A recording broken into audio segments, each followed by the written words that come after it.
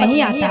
इस भैया के लिए एक बार ताली लगा दीजिए जोर से। बोलिए शंकर भगवान ने की कहे के कहा कि अरे गछल हुए बहिनी के भारा गुरुजी शिव चर्चा कराए में जी।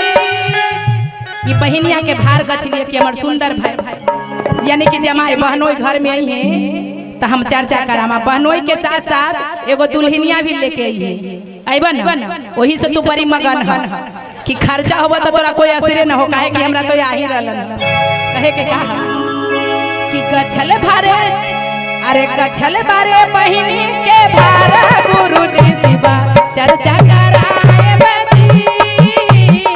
गछल बारे बहिनी के भारा चर्चा कराए बजी।